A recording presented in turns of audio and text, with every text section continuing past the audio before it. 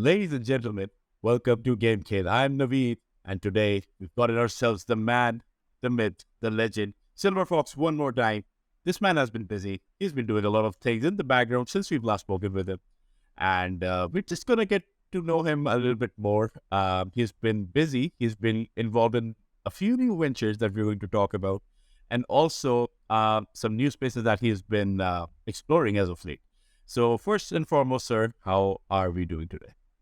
Well, we're doing pretty fine. Thank you very much. It's really great to be able to see GameKheyl come back and, get activity running up again. It's been a while and, things are going really well. The landscape has changed quite a lot since we last spoke. And I think, that's the best place to start off is, how things have progressed from back in the day. I believe it's been about a year and a half, maybe, or maybe even 2 years since we sort of last spoke. But ever since then, things have been really up and running in the scene over here in Pakistan. So yeah, let's start with that. All right. So I think right off the bat, the first thing I need to get up to speed with is the fact that you mentioned that there's been a lot of change. There's been change in the landscape of the fight game community in Pakistan, across the world as well. We've seen resumption of Tekken World Tour again, which is definitely a big sign for the competitive scene that players are traveling and playing in person.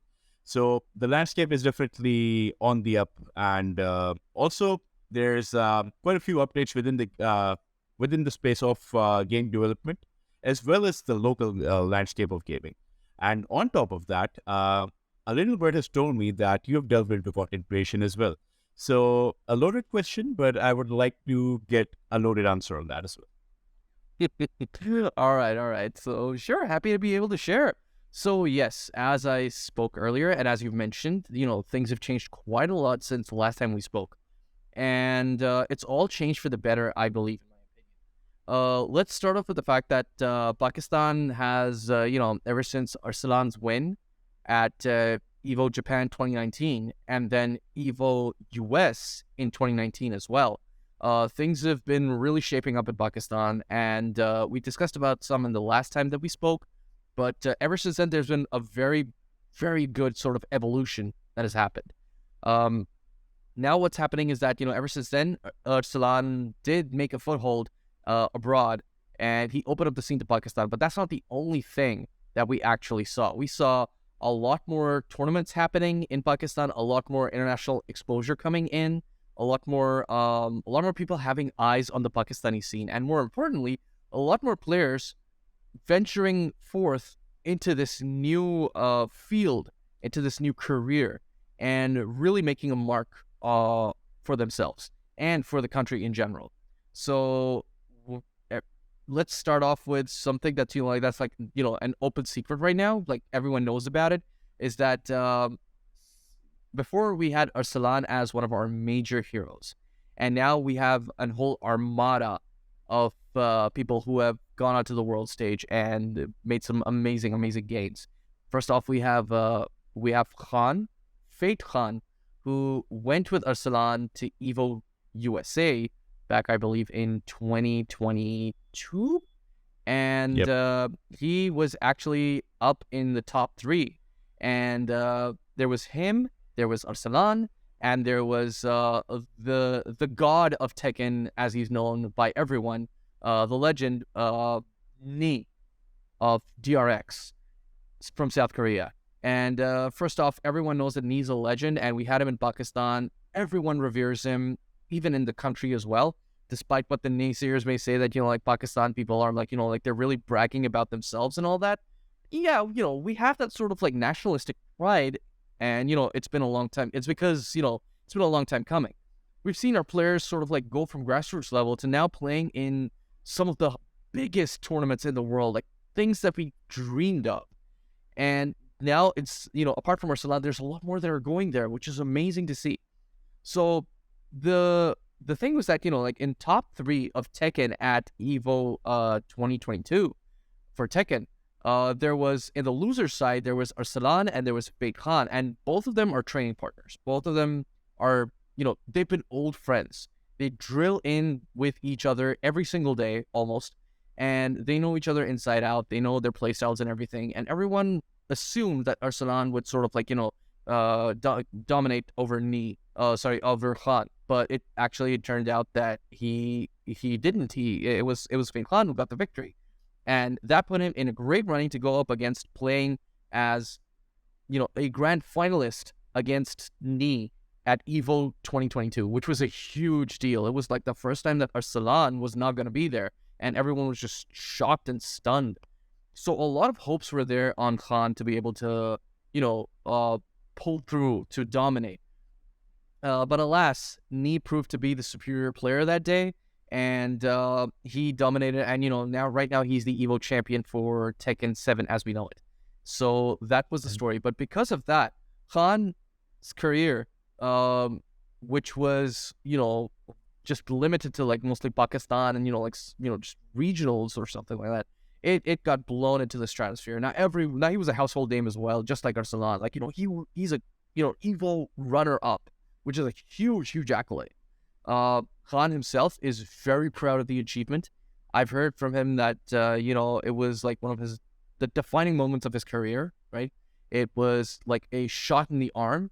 It sort of like to him it felt like it was a revival of everything that he had worked for. Because he felt that he was maybe sort of on a decline or something. But he's proven himself to be an amazing player on the world stage, and we're really proud of him. Fast forward to just a couple of months ago when the Tekken World Tour for 2022 was going on, and we had, in Amsterdam, we had two Pakistani players going in, which was Arslan Ash and Atif Butt, of the team that Arslan Ash founded, which was Ashes Gaming.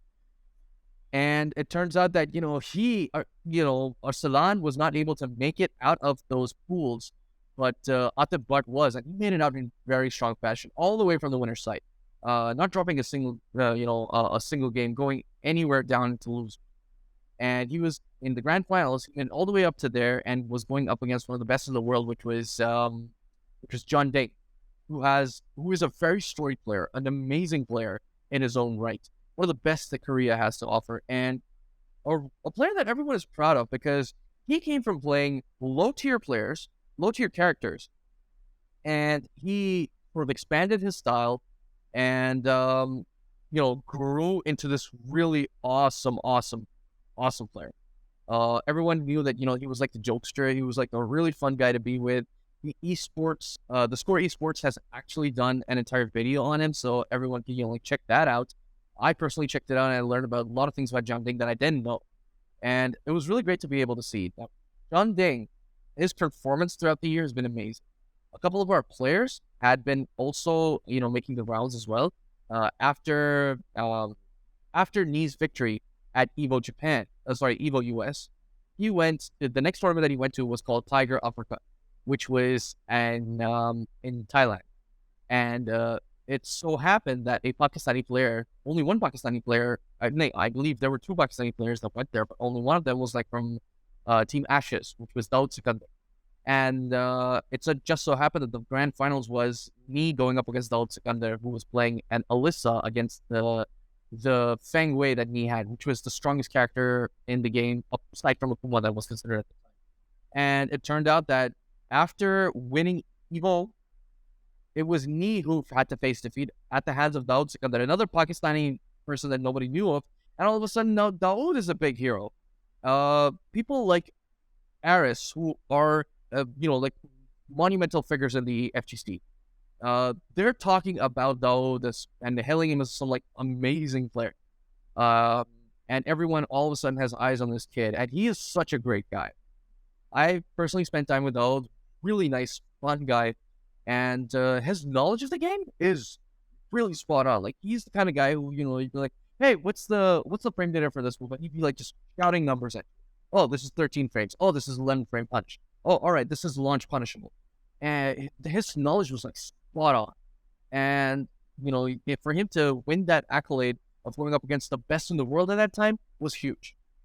Similarly, we had Atif Butt and another player of Team Ashes, Qasim going to Rev Major in the Philippines, which was a major event back in 2022. Both of them, unfortunately, they were in top 4, and they were on the loser side, and they were facing each other. So one of them had to sort of like knock the other out of the tournament, and it was, I believe, it was Atif Butt who knocked Qasim out, and then Atif Butt got knocked out by Janteng at the end, I think. So yeah, he got knocked out by Janteng at the end. And I believe the grand finals was between Rangchu and Janteng. Correct me if I'm wrong. So anyways, so long story short, so Janteng had won Rev Major, and this was sort of like the run back that Atif had at the TWT in Amsterdam. And Atif Butt, despite all odds, even though he was on the winner's side, like there's this huge swing on the other side. People know Janteng, he's a scoring player over there. But Atif Butt comes out on top, and he is your Tekken World Tour champion, which was insane, incredible. And all of a sudden, Pakistan's right back on top. We're riding the waves. And after that, very recently, I believe at the beginning of April, we had Arslan go to Ibo, Japan with a bunch of other players, Atif included. And once again, Arslan proves that in Japan, he's still like one of the best when he goes in and wins the entire thing on winner's side, which is amazing. So that's like a bit of a long-winded history of what's been happening in the Tekken scene until very recently. But because of that, we've had so many players, go abroad. We've had so many people show interest in what the Pakistani scene is. A lot of people, hosting tournaments over here. A lot of people practicing, drilling, getting that international exposure. And it's been amazing so far. And we're really looking forward to, like more of that happening in the future. All right. So that now that you've mentioned that there's been a lot of changes within the community, also a big shout out to Farid Khan, because before all the glitz and glamour that well-deserved glamour, should I say, came his way, he was a part of this podcast series that we've had previously. And he shared his story, and I can tell you, you can make a movie out of his story, because the kind of grit and determination that boy has shown, I think everything that he's accomplished is very well deserved. So big shout out to him and to everyone in the Pakistani community who has tried their way and is finally in a position where they're getting the recognition, and recognition to a point where now you have some serious interest coming into the gamer side. Before we talk about that, we need to discuss something that is very personal to you. And I've recently been looking at the content that you've started posting on your YouTube channel, which I'm very happy to see has become more active. The content has been amazing. The production value, like I've always come to expect, has been top-notch. So how's the revival of your YouTube channel? How did that come about? And secondly, what's the secret? You're getting all the views. Well, I don't know. I mean, like, thank you so much for starters. Thank you so much for, like, considering me high honors. I still consider myself to be, like, growing in that aspect, but I believe maybe I am doing something right. And I think there are several factors for that. So for starters, I had to, like, take a bit of a break, because there was life, there was a lot of stuff happening. I got married, and there was a lot of things that were happening over there. Running with your personal life, your family, and having content creation on the side is, while also doing a full-time job, is not the easiest things to do in the world. So there was a lot of priorities that needed to be addressed. But thankfully, I was until recently in a position where I found a little bit more time and a little bit more dedication to be able to give to the craft. And so that's when I decided to jump back in. Now, before I sort of went on a bit of a hiatus, I figured something out. Is that, I was making content originally in the style of one of our friends, Gerald from Core A Gaming, who very recently, I think at the end of last year, in November, he came to Pakistan, right? Specifically to be able to capture footage for a tournament, the one esports invitational that was happening in Japan at the time.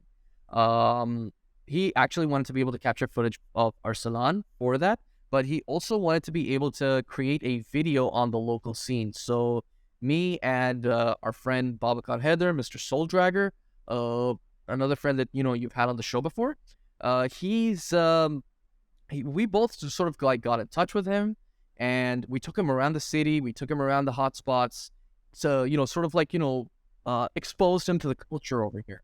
And what came out of that was a beautiful, beautiful video that he posted. And because he was a huge, channel that really blew up. I mean, everyone started watching and they were like, oh my God, this is what Pakistan is about. And this is the Pakistani scene. That's amazing. And before that, I sort of like figured out that, the content that I was doing, like I told you, like I was talking about Arsalan, I was talking about Daud Sikandar, right? So Daud Sikandar went and won against me. And Arsalan, he was knocked out of a tournament called Only the Best Four last year, which was a big shock to the world of Tekken. So what I did was I just took like the footage over there and I just started narrating stuff over it. As in, like, how did this happen? Or, like what went wrong? Or, like, how did Daud win? What kind of person he is. So from that, I started getting a lot more views than I normally did. And I figured, I was like, wait a second, what did I just do? I did something different over here. I didn't talk about, like game mechanics or, like systems or, philosophy like I wanted to originally do. And like how Gerald usually does in his videos. I talked about something that was very niche, something that no other content creator, I think, actually had done, which was talk about the Pakistani scene in general. So the Pakistani scene, which I realized was that, like this is a region that a lot of people have a lot of interest in. And nobody knows about it much. And we do, the people who are living here, apart from us. So I think the best idea would be to be able to focus on our local scene and, tell people about how it's operating abroad. And that's the sort of thing I was basically running with. So that's the idea I basically had. I still want to be able to experiment with my old format, and I still want to be able to continue that in the future because, that's something that I hold very near and dear to myself. But talking about the scene in general, about how Pakistani FGC operates, how the Pakistani gaming sphere operates, is a niche that I feel like a lot more people are interested in. My recent content that I created was centered around that, and I saw that had more success than all the other things that I was posting on. So that sort of motivated me to be able to, get back into the scene, get back into creating content, get back into talking to, the FGC that I was sort of like apart from for a little bit of a while. But I've always had a soft spot for our local boys over here. And it's always been my intention and my ambition to be able to do something for them, to be able to, get these guys the recognition that they deserve. Because I've seen so many great players over here. We've got amazing people, and I still to this day say that, we have some of the best players in the world. It's just untapped potential. It's our job as people who are aware, who are responsible, who are eloquent enough, and who have the skills and capabilities to be able to, promote this scene, to be able to bring it to a wider audience. Because, these guys, unfortunately, are not able to do it on their own. They're not as eloquent. They have a language barrier. They might not be able to structure it properly. They might not have the editing skills, but people like me do. And I want to be able to do that, the best way that I can. So that's what basically has invigorated me. And that's where my mostly, my content cycle is sort of like going around right now. I do have plans for sort of like, putting more out there in collaboration with some friends that I have, with, my co-commentator, with a couple of other people that I've gotten into touch with. And I'm looking forward to, making more throughout the year, working on a couple of more projects that I have in the pipeline. So hopefully we'll be able to see a lot. The endeavor that you've chosen for yourself and for the Pakistani gaming community, that is something that a lot of people have kept a very close eye on. This is something I mentioned in one of my previous interviews that, and in fact, this is a conversation that we were having a few days ago ourselves. A lot of content about the Pakistani scene resonates with people all over the world. So I remember having Anthony Romero, in fact, a conversation that I've had with him, and I was lucky enough to be able to record it. He mentioned that during his moment of absolute prime, when he was supposed to be operating, he was supposed to be playing the final of the live ESFL live event in Las Vegas. He was going up against one of the best players in the world, Swap Jamie. And right before that game, he had a thought to himself about Ursulan Ash, which to me is incredible because that's a conversation I've had with him a few weeks ago. I told him the story about Ursulan. He was able to go through some content himself. And then he recognized that there was a boy in Pakistan who went through all this hardship and came out on top. And that was the singular thought that he had in his mind when he was going on and playing that game. So it's incredible to hear that more of these stories, more of these experiences will be shared with the world. And nothing but best wishes for you and the team who's going to be working on these initiatives. So I'm really excited to hear that. Speaking of excitement, there is another huge event that's going to be coming in the FGC space, and it is called Takedown 23. And I believe, sir, you've been very heavily and closely involved in that endeavor.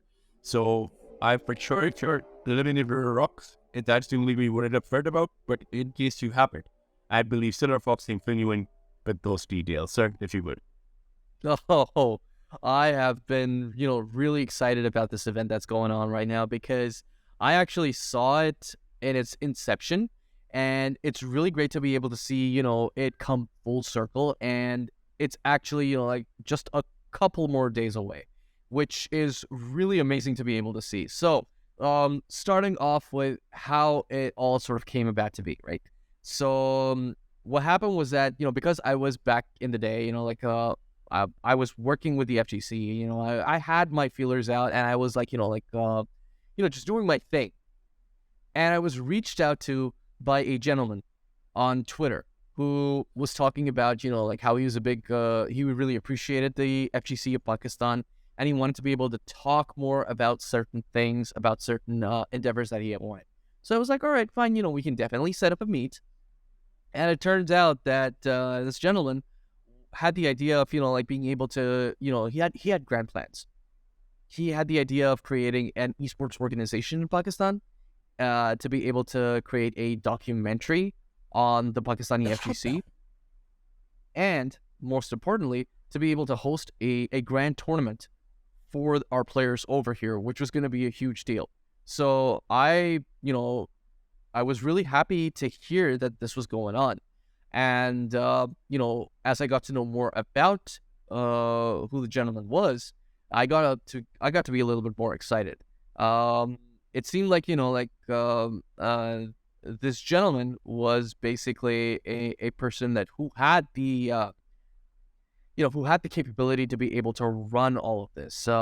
He was basically I believe he's the owner of one of these big travel companies that is over here. Their media department. He's actually in charge of that, and he had the capital. He had the sort of resources, initiatives, and he seemed like he was really passionate about it. To be fairly honest, he actually came from the Smash side of things, which in Pakistan is almost non-existent. They're very, very scant people who would understand, what Smash is all about, Super Smash Brothers. But, it's just that because Smash is very closely tied with the FGC proper, he was interested in, promoting that scene over here. And that's exactly the kind of people that we need. We need people who are not just in there for the money, or in there, just to be able to sponsor events, or, just from a tertiary sort of thing. Having people who have played games come up with initiatives like that is the best thing that can come out of any endeavor that we do over here. And that is exactly what we got. And I was really happy to be able to see that. So Soul Dragger and I met this gentleman over the course of time. We got to know that, all right, this is what the plan is, this is what's going on, and we decided to align ourselves with him externally and work with him on each project that he had, which was his esports brand, which, he had a team that was basically running the entire thing. He sort of made that himself. The tournament scene, which, we were advising on, and we were sort of assisting on, and we were, we had been contracted commentating for, and the documentary that he wanted to be able to do, which we actually, focused quite a lot on, which was one of our major assignments. So that's what the objective was, and we applied ourselves to it for the past. We've been applying ourselves to it for the past 6 months or so, and to be able to see all these projects sort of like move forward, grow, and actually become this recognized thing is quite an achievement, and I'm really proud of everyone involved. There's a huge team apart from me, managing in a proper official capacity who have been actually contracted. And everyone I see in that area, they're doing their part, and it really makes me really happy. It makes me proud. And I want to be able to, just like our boys, I want to be able to do the best that I can, anything that I can to be able to help them succeed, which is what my endeavors have been so far. We sat down and we discussed quite a lot of things about the tournament in general. And I think this is a great time to be able to discuss about the tournament, right? So let's get right into it. So Takedown 23 is being hosted in Lahore, which is like the hub for the Tekken community in Pakistan. Like a lot of the strongest players in Pakistan come from Lahore.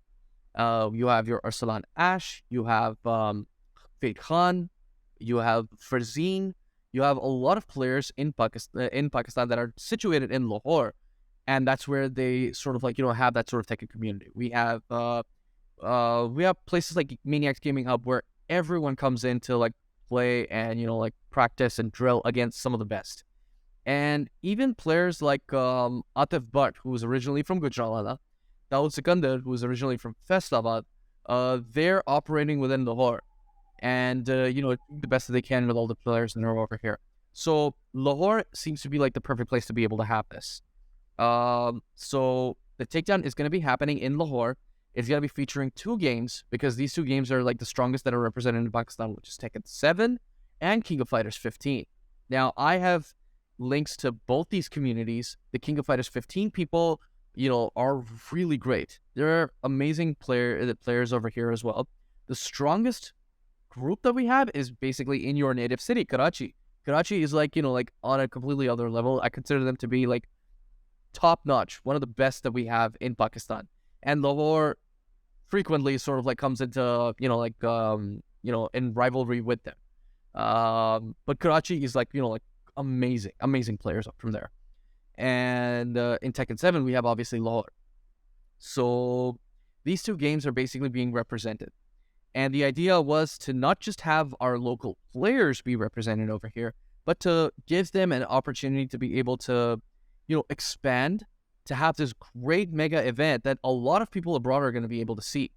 And to that end, to be able to do that, our financier, the guy who started all of this, wanted to be able to bring in international players and international talent. And that's exactly what we've done. I'm really happy to announce that, we've had contacts with a lot of players, and we've managed to have players like AK and Dojin from the Philippines come in. We've had players like Ulsan, who is one of the best in the world right now, come in from South Korea. We've had the UK squad of Joka, who recently won the Mix-Up, which is a major event in the TWT 2023 in France. And we have K-Wiz, an amazing Horong player who was a Tekken World Tour finalist, Tekken World Tour 2022 finalist for the EU region.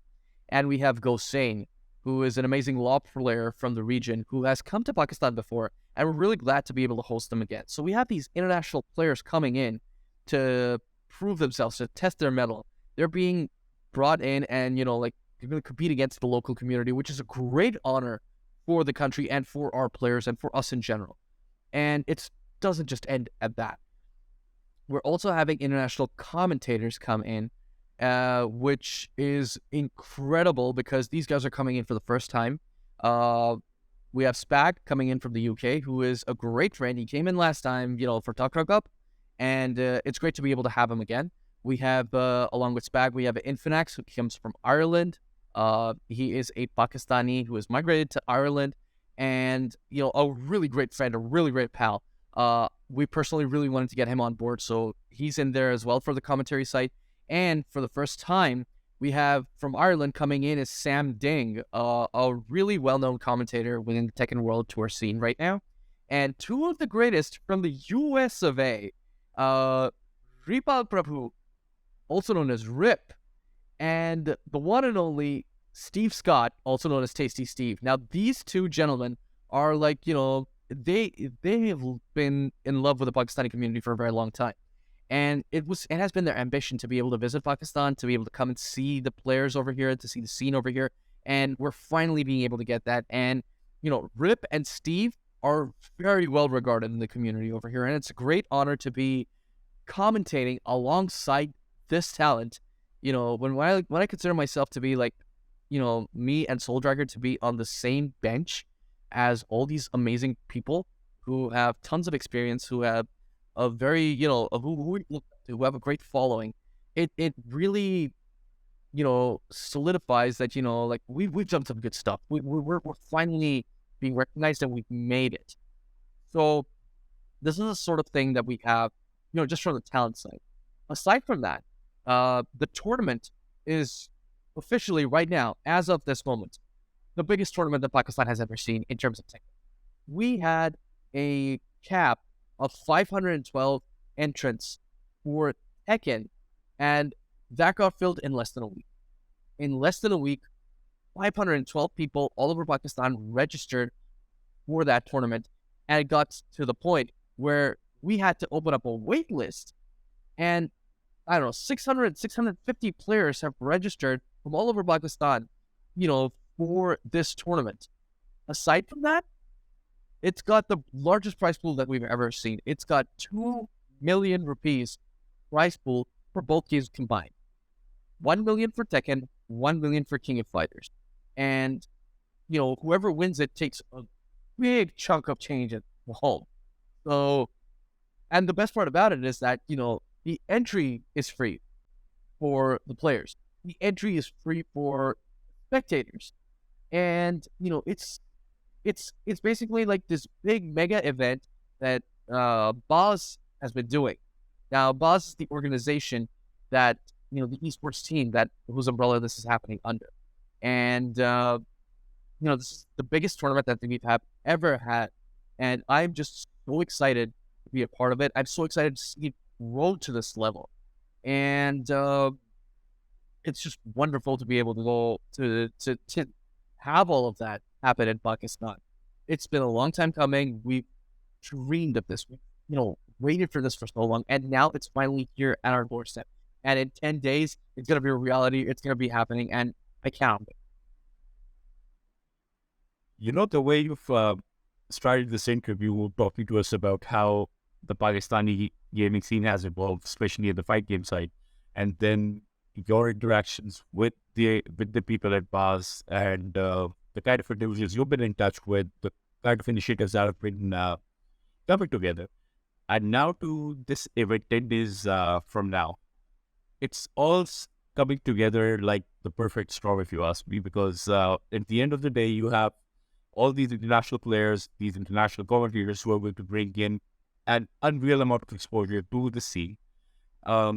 I think that's, again, like you mentioned, it's a long time coming, but it's thoroughly deserved. And I really hope that the implementation of this, the way you go about execution, is on point as well. Because if you guys are able to nail this on the head, I think the amount of interest that will be generated in this game in Pakistan is going to be absolutely unreal. So I'm very excited. I have nothing but best wishes for you and the team. And that's one thing that I'm thoroughly looking forward to, and hope that everyone involved in this endeavor finds nothing but success. On that subject of success, there's a couple of themes that I wanted to talk to you about before we conclude this. The first thing is we've seen that a lot of Pakistanis, especially in the fight game scene, do exceptionally well when it comes to playing in tournaments. Now, I understand that playing in tournaments require another level of mindfulness. Now, you may be playing thousands of hours, you may come to a character, you may be able to figure out all those frames and everything that you mentioned. Ultimately, if you cannot handle those nerves, it's going to fall apart. And that is the one thing that I've seen Pakistanis absolutely decimate. There is no fear. There is a reckless abandon, for the lack of a better term. And we've seen that work to the advantage of players like Arsalan, players like Atif Bhatt, Daud Sikandar, the ones you mentioned, and very nearly for Farid Khan as well. So what is it about the mentality of these players that is, that has made them so gritty, that made them so determined? And no matter whatever obstacle you throw in their way, if they get to the tournament, you will see their presence. What is it? What is that all about? Well, to that, I just have a simple answer, right? So, and this is, this is basically, like just a reverence for players like Arsalan, for players like Atif and Khan and everyone else, right?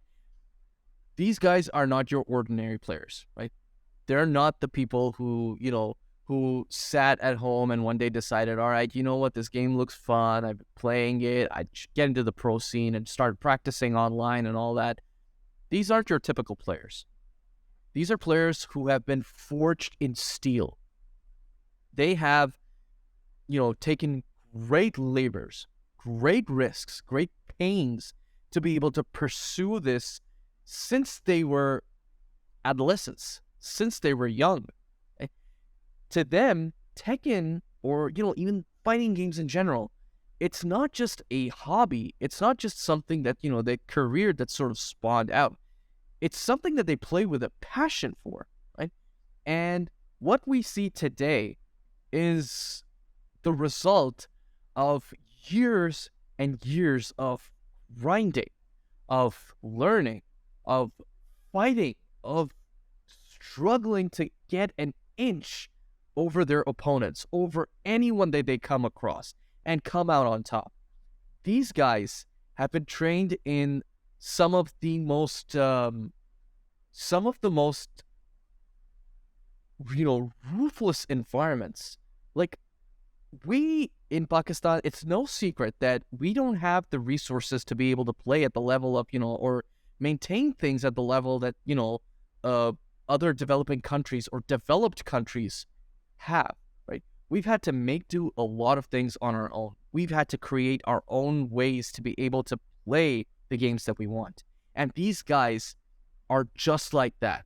Just as how we've had to forge our own cabinets, our own button layouts, create our own sticks because we couldn't get the tournament, the tournament standard ones. We created our own. We created these guys. These guys were created just like that. They are homegrown. They are, chiseled. They have been sanded. They've been, made to perfection. And, it's the struggle that has got them here. When these guys go to a tournament, right, the only thing that is on their mind is that they have nothing to lose. They have absolutely nothing to lose. They have everything to gain. And whatever happens, right, they're going to do the best that they can. That is all that is on their mind, that they want to be able to do the best. They want to prove that they're the best. And, all this pressure, they've seen that years ago. They've mastered that years ago by playing in arcades within, their communities, between cities, between, all these other events that have happened. They've gone over these tournament nerds for years, and they've come to a point where they've mastered it. Sure, from time to time, you might see them, choke a little bit because, they probably never played against this amazing player from Korea, someone that they used to see videos of back in the day, or someone that they, once dreamed to be able to meet. But, and, obviously there's different styles of different regions, right? But at the end of the day, what they do is that they pull it all inside themselves and they remember where they came from. They remember those streets. They remember those, those arcades, those tokens, those coins that they struggled over, that they fought over, that they knew was, it is hard earned and they're going to make it count.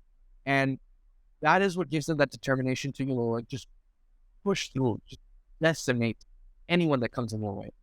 So that's the answer I think that all of them have. Arsalan is famous for his nerves of steel. I personally believe that that man, when he gets down to his last round, he is the most dangerous player in the game. You will not want an Arsalan down in losers on his final round in your face, because you're going to see him completely, go beyond what your expectations. He has surprised us time and again. And not just him. Even at the Tekken World Tour, Atif Butt did the same thing as well. When he was going up against Yamasa Nobi, an amazing player from Japan, probably the only player that in that entire tournament that could actually have defeated him, put him into losers. We saw him go into a final round, a set point against the guy, and bring it back. Not just once, twice. Atif was playing the strongest character in the game, Akuma. And he was playing against, I believe, Nobi was playing a Leroy Brown. Leroy was a character that was really buff, but once they toned him down, once they took a lot of his crazy stuff away, nobody really played him. So all that memory that you had of, what he could do, players sort of forgot over time. And it was really difficult it would have been really difficult for anyone else to be able to, come back strong at that moment. Because Nobi seemed like, he had it in the back. But Atif, I don't know what he pulled out from which pocket, but he just used a trump card after trump card after trump card and just took it all, which was incredible to see. And that was when, that was when we knew that, okay, this is real. He can take it all. If he can do this, he can do anything. So Arsalan, Atif, Khan, they've all proven themselves time and again to be players that have absolutely no fear, that that have incredible potential even when their chips are down. So if you ask me, who do I consider the best in the region, I'm going to say Pakistan, not just because these are my guys, not just because I am associated with this region, but because I believe in these.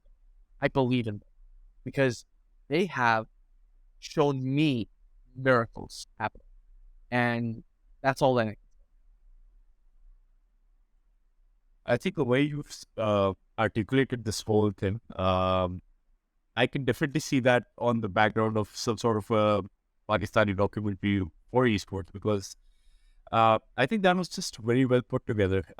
When you talk about the kind of trials and tribulations these individuals went through, and the kind of nerves that you've mentioned, especially with regards to Arsalan and now with Atif Butt.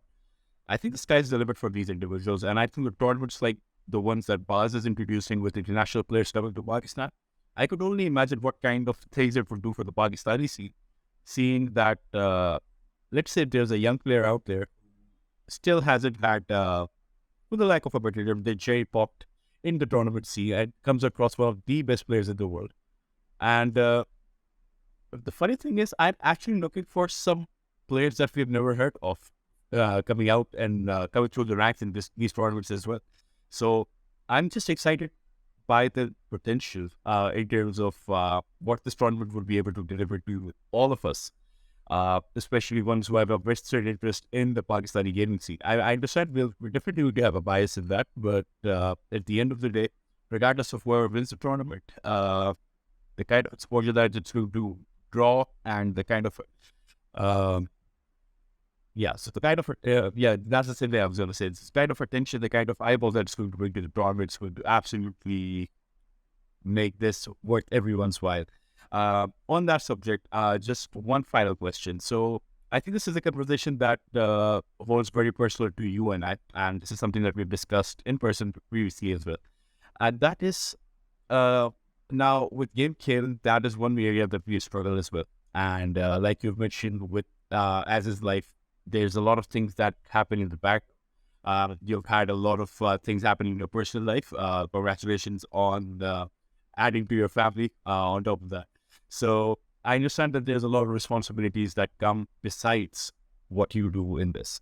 Now, if I were to ask, how would you justify, or how would you um, tangibly put together the word motivation towards content creation? Because at the end of the day, content creation requires consistency, it requires commitment. And for one reason or another, a lot of people have this problem. The problem with consistency, the problem with churning out content, or just simple the idea of not being able to come up with more ideas. So having that kind of mental block, having that kind of inhibition, how would you go about resolving those? Well, I believe that we've previously had this sort of conversation happen personally, and I wanted to be able to sort of like highlight what my thinking has how my thinking has evolved over these past few months, with regards to content creation. So I've this all stemmed from like basically me coming from my day job, where I switched my role from actually content writing to actually content creation, to video production. So what I realized over there was that there are ways to be able to tell stories that that I can apply myself in, right? And there are ways to tell stories that people want to hear, right? And sometimes they don't match. And it's up to you to decide what you want, right? If I'm working for an organization, then obviously I would have to go with what people want to be able to see, because that gives us the most amount of success. It gives us the most amount of return on our investment. Because creating content, or at the end of the day, is an investment that you do. Now, when you have monetary benefits tied to it, so you're definitely going to be wanting to appeal to the widest audience, to gain the most traction, that sort of thing. And in that case, you have to sort of like mold yourself to what people want in a certain way. Like I said before, I changed up my content strategy in my personal domain. And when I started talking about my local scene, I saw the numbers go up, which was great. But at the end of the day, when I look at it, I ask myself, is this the content that I personally want to be able to create? What I've realized is that it's very easy in this day and age to follow these trends, to follow the algorithm, to go after that dopamine rush that you get when, you see those views climb and you see the likes and you see the subscriber count going up. It's all really satisfying, and it drives you. It drives you to be able to create your next project. But from what I've learned is that, that drive, it's, if it's not aligned with what you personally want to be able to create, over time it's going to peter out. And you are not going to come at it with that intensity. You're going to start resenting it in a way, because it's not the content that you want to create. It's not the content that you envisioned yourself creating. You know that you can do so much more.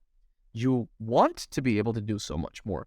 But because this is what the demand is, you don't have the luxury of expanding, of growing out, of doing things that you would like. And I find myself to not be, to not want to do that, on my own brand. One of the most important lessons that I learned was, and this was like, it wasn't evident to me. Like, no one told me about it. This is something I just learned on my own. Is that when our friend Gerald from Core A Gaming came to Pakistan and made his content, right, I noticed something about it.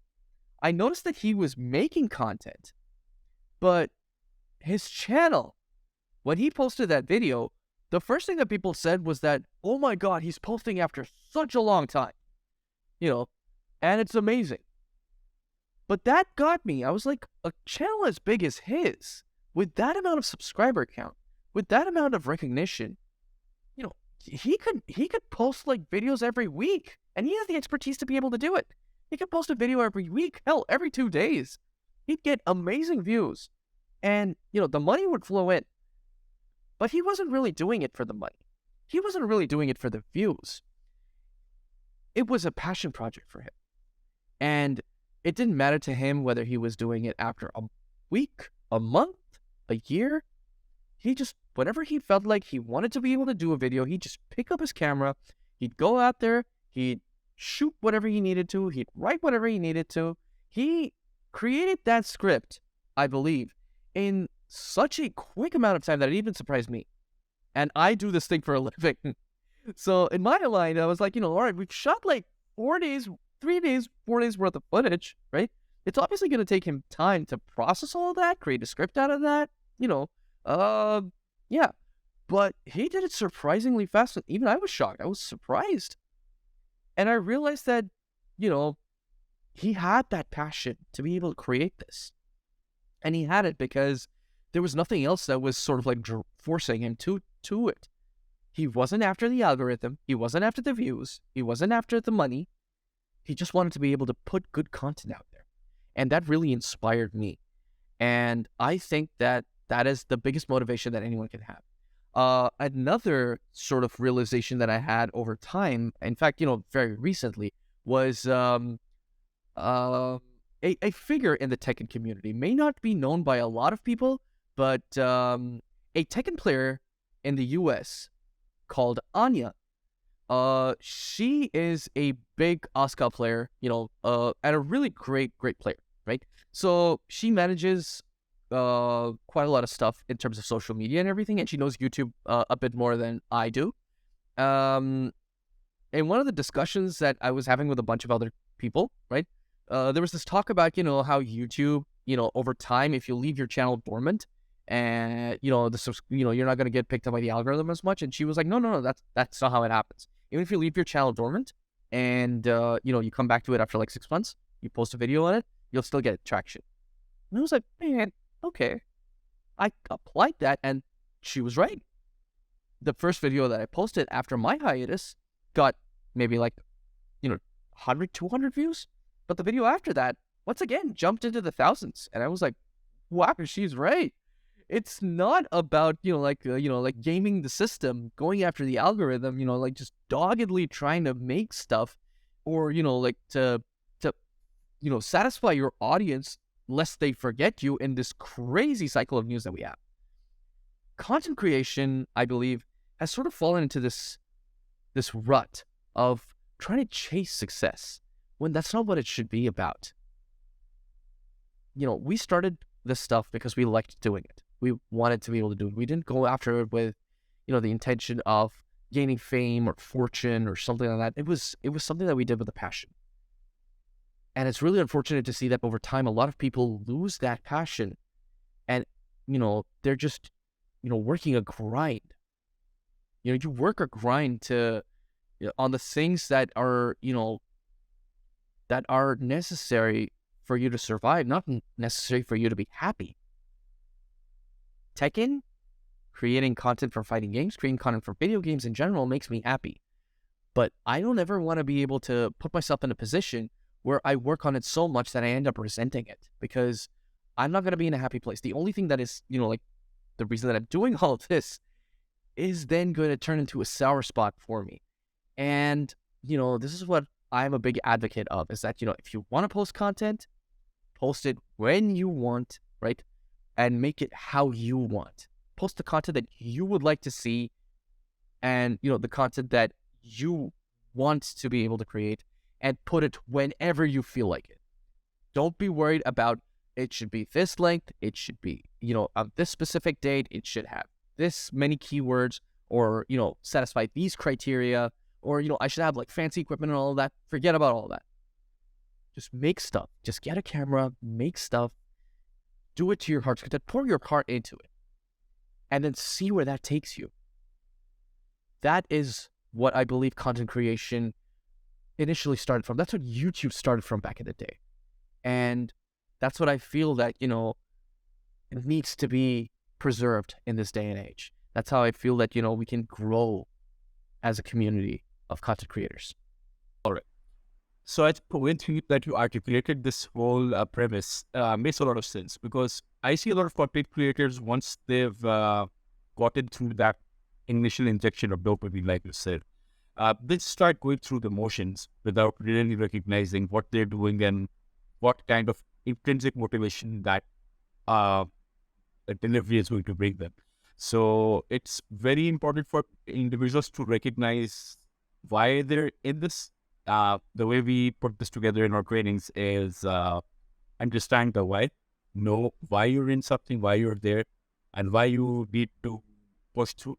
And again, if you cannot answer that question, perhaps you need to go about it in a different way, or perhaps even content creation at this point in time might not be for you. So I understand that it's applicable to solve for a lot of content creators out there, but at the end of the day, if you're happy and content with what you're posting, it's better to be content with what you're doing rather than what you are essentially forcing yourself into posting, because at the end of the day, you're more afraid of the consequence of not doing something rather than the happiness of what doing something and deliver to you. So I think that positive reinforcement might be one of the ways to go about it as well. But I think the way you summed it up is more than perfect. So I've taken a lot of time, which we've been almost at it for an hour now. So before I let you go and before you continue with what you are doing, which again, I understand is a huge responsibility, any final thoughts? Well, final thoughts would be that, like past year, the Pakistani scene is sort of like, I'm really happy with the way that it's grown. I'm really happy with what our players have done. They've worked hard. There's no doubt about that. They've worked hard to be at the place that they are right now. And it's not just the Pakistani players. Everyone that is tied to this community. We have people in KOF. We have people in Street Fighter. We have people, like OS Honey, who plays Apex Legends. And he's balancing 2 other games intensely and actually entered into a tournament for it. All these guys, these guys have really put the grind in. They've wanted to be able to make Pakistan proud. And I haven't even gotten to the details of, how other games have been represented in Pakistan. Like, we have a brilliant player, Ahmed Shahid, who is sponsored by GameBird X. He's gone to play Street Fighter 5 events all over the world. And it's amazing to be able to see that. But, the players have really put in the work. They've tried their best to make Pakistan, a wonderful place to be able to represent. And we have Uchiha, a person who plays Dragon Ball Fighters, a game that, literally no one plays over here that I know of. But there's a community for it. There's a very small community for it. And he went and he won a major tournament in Malaysia. Like, these players, there's no stopping them once they put their mind to one thing. And that is a true testament to the willpower of a Pakistani player, right? My hat's off to every single one of these guys, because, they have worked hard. They have proven themselves. They have my utmost respect and the respect of everyone in our community. And along with them, it's all these other players it's all these other people that are also tied to them. Tournament organizers, sponsors, people who created these organizations, people who are running any sort of, project, any sort of, desires, something that is helping fuel this community. It's their hard work and their effort that we're at the place where we're at right now, hosting one of the biggest tournaments in the history of the Pakistani FGC. And not just that, we're on our way to even bigger and better things in the future. And it couldn't have been done without these guys. It couldn't have been done without the people who believed in our players, our passion, our community, who believed in us. It couldn't have been possible without them. And those guys have my utmost gratitude, and the gratitude of everyone that I know. I think the only thing that is left to say is that, Pakistan, for the longest time, was considered the underdog. But right now, we're not at that status anymore. We're considered to be, the fighters, the warriors, the ones who will push through, to get to an event And once they're at that event, you better be ready because they're going to bring their A game. And you better as well. If you slip, if you are the least bit not careful, you're going to see them blaze past you on the way to the top. So our Pakistani people, whatever they put their heart and mind into, this is my belief that, they're going to conquer. They're going to go beyond all limits. They're going to prove that they are a force to be reckoned with. And that is what our players have done. That is what this tournament has done. And that is what I believe a lot of our future endeavors are going to be doing. We have IGN Pakistan in Pakistan now, who is covering the event. They're going to be there at the event. They're going to be talking to our players. They're making content. We've allied ourselves with them, and it's wonderful to be able to see, international recognition coming in from grassroots, from Pakistan, and it's incredible. We have a lot more tournaments coming down the line. People are finally, like kids who, I personally knew that they were struggling for opportunities. They're finding sponsors to host these 100,000 rupee tournaments, and they're coming. People are coming in. I personally am affiliated with a team, as well in a sort of, like administrative capacity. I hear nothing but amazing things from them, and they're so happy with the way that Pakistan is happening. I tell them about this tournament, and they're like, dude, this sounds amazing. We'd love to be able to see it. Pakistan has the respect of the international community. It's a meme that everyone calls us Flukistan in the chats, right? And everyone wants to troll on us. But I look at that as an absolute win because that's how good we are. We are so good that people went from rooting for us to actually saying that someone take these guys down because they're too good, right? This can't be real. So I wear that with a badge of honor. I wear that with an absolute badge of honor. And my only wish is that, with Street Fighter 6 on the horizon, with Tekken 8, coming out in the future, with even Mortal Kombat 12 being rumored, and KOF 15 doing the rounds right now. My hope and my ambition is that Pakistan will, over the next couple of years, grow into this amazing hub where some of the best talent in the world is acknowledged, and some of the best talent in the world has those opportunities to go out there and make their fellow players proud. In this tournament, you're going to be seeing a lot of people who have nothing but pride for being a Pakistani player and for showing off their skills to the world. And, it couldn't have been possible without the support and the admiration of everyone here and the world over. So thank you to everyone who's worked with us. The concept or the saying goes that to be able to achieve success, you have to stand on the shoulders of the giants. And I believe the community has had those individuals, those